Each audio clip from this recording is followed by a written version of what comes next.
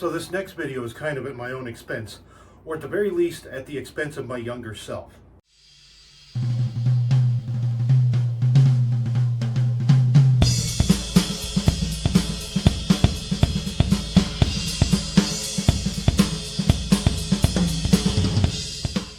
So I had mentioned that back in my Navy days I had come up with this ridiculous kind of double drum kit idea, and what we were seeing over there was kind of the latest incarnation of it now that I had enough equipment to kind of bring that sort of thing into reality.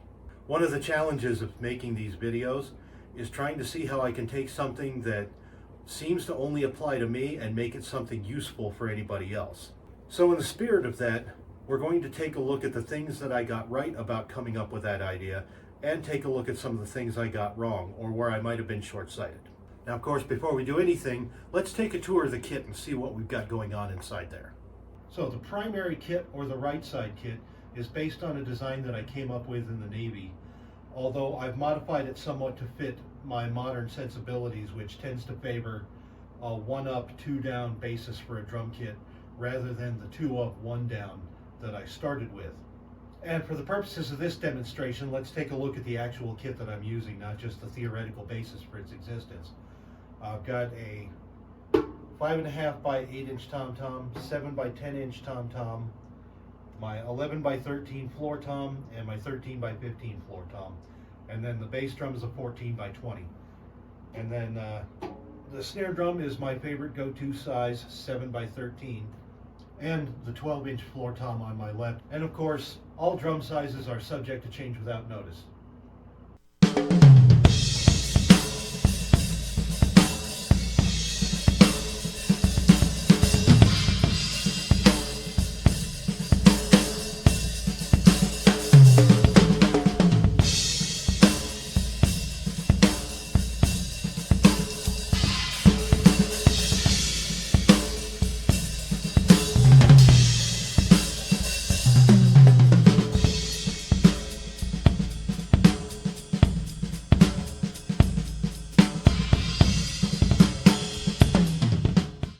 So the left side of the drum kit is probably about as different as I could get using the equipment I have versus what I have on the right side. And one of the things that helps differentiate that is the fact that my normally left side cymbal setup is now the main or right side cymbal setup when viewed from this perspective. Now the setup is a much more unorthodox take on the 8, 10, 12, 14 setup, in that it's 8, 10, 12, 14, and then a 12-inch snare drum here. Now it probably sound a little bit better if I put this 10-inch snare drum kind of in the main position, given that its sound is so dramatically different from this 13, whereas the 12 is a much closer cousin of my primary snare drum. And then in addition to the regular cymbal setup that I've got here, I also added a nice little 10-inch hi-hat made out of a couple of 10-inch radius splash cymbals. And yes, the bass drum is a 14-inch diameter bass drum. This is in fact the same 14-inch bass drum from the Give It a Little Kick video. At the time, a replacement 14-inch shell wasn't available as a brand new Keller piece, so I took the original bass drum shell that I had planned as kind of a sacrifice on this drum, and ended up making a few mods, plugging some holes, and then dressing it up in the finish to match the rest of Project 303. By the way, the overall design of this kit was inspired by some of the smaller drum kits that I've been seeing from Sonar and Tama, where they're featuring 14-inch bass drums, an 8-inch rack tom, and then either a 10-inch or a 12-inch floor tom, depending on which manufacturer it is. And I thought it'd be kind of cool just to try that out while also kind of revisiting this double drum set concept.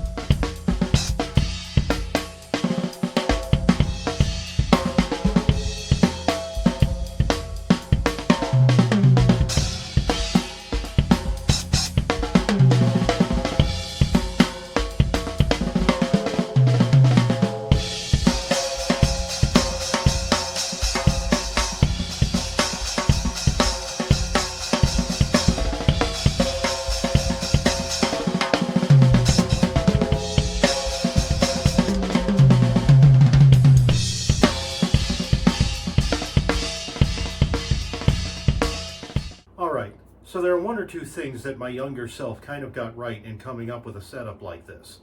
It's easy to point to no less famous an example than Neil Peart himself, who added a second drum kit around the back side of his kit to facilitate the use of electronics in the development of Rush's music at the time.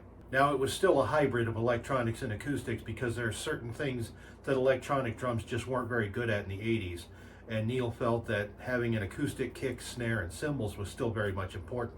That would change as the electronics got better, but what didn't change is that the kit that was behind him was significantly different from the kit that was in front of him. There was a justifiable reason to have both of those creatures there. Another example would be Mike Portnoy's Siamese Monster, which originally started as a way to facilitate both Dream Theater and Liquid Tension experiment music, and then later on he eventually switched over that side of the drum kit to be more of a large drum Bonham-esque feeling setup.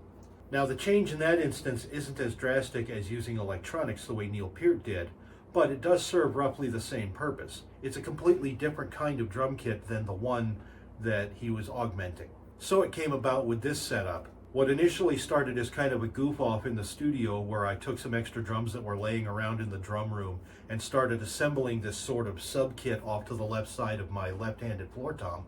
By the time I came up with this setup, the idea was to create something that was at least dramatically different enough from the main kit to justify its existence.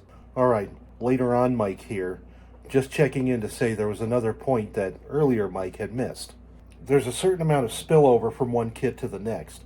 You can see Neil Peart doing it in some songs where he's using pieces of both the front side and the back side of the kit, depending on what needs to be done. I kind of felt that the same thing was happening with my little rig. At any time, depending on which side of the kit I was on, I could always reach over and grab bits and pieces from the other kit in the middle of something, in much the same way as I did on the studio tour video, where you see me kind of integrating multiple strokes on different tom-toms between the two kits. So anyway, that's something I just wanted to drop in here real quick, because I do think it's kind of an important point for the existence of these goofy double drum kits.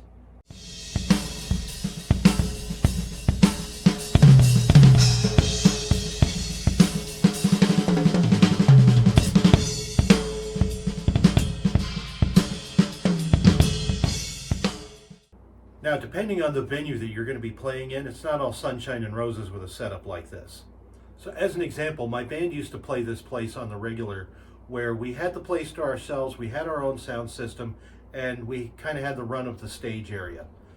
So that was just the right combination of circumstances where I could put together any kind of ridiculous setup I wanted to, including something like this had I had the drums and the equipment to do it. Now, there were plenty of other times where the circumstances under which I was playing didn't permit any kind of wild experimentation as far as the setup, and I've discussed that sort of thing before. So these are some of the disadvantages of bringing these kind of large double drum kits if you don't have a crying musical need to do so.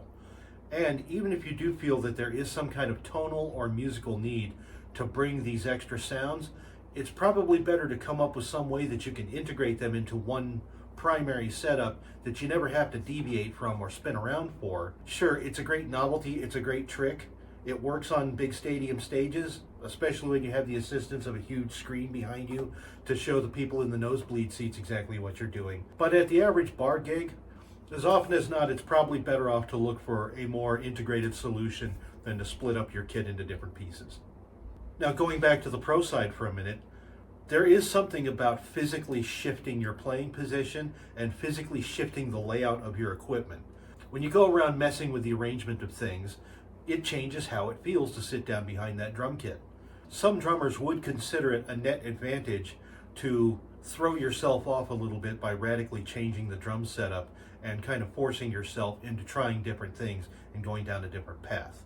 However, that sort of advantage would seem better suited to the practice space or your own jam room, or if you're in a situation where the drums never ever move, so much the better. Challenge yourself all you like.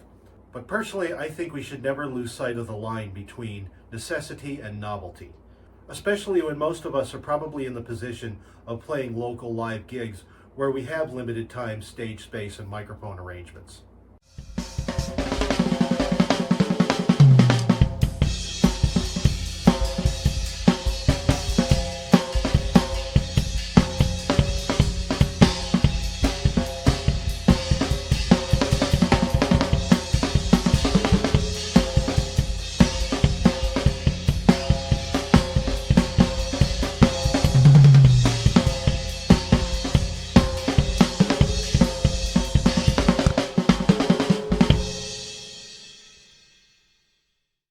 So let's try and separate the novelty from the necessity in this kit and see what I could do different using the arrangement that I've come up with.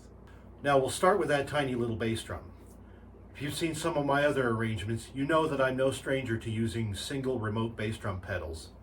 And there's no reason why that little bass drum can't be driven from the main setup, so that gets that thing away from there. The next thing to consider is the snare drum. Either one of those two snare drums on that kit, be it the 10-inch or the 12-inch, can be mounted off to the side as auxiliary snare drums. And then finally, the tom-toms that are there, I mean, sure, I do favor a tom-tom on my left side where I can get away with it. However, if I couldn't get away with it, then maybe that would be the perfect resting place for the auxiliary snare drum. But in any case, I already have 4 tom-toms on the main kit. It's hard to argue that there's any need for more of them, but there's a better than average chance I could chop this kit almost completely in half and still be able to pull off all of the things that I could have done trying to justify having this whole separate drum kit there. And at that point, attempting to have that kind of a setup really is just about showing off. So maybe my younger self wouldn't appreciate my older self trying to tell him how to set up his drums, because after all, he knows better. And the reason why I'm picking on my younger self for this is because the guy who designed that drum kit hadn't played any serious gigs, hadn't had to deal with the challenges of getting his kit onto the stage, set up, ready to play for his 45 minutes, and then getting out of everybody's way. My 20-something-year-old self was absolutely clueless about any of this stuff.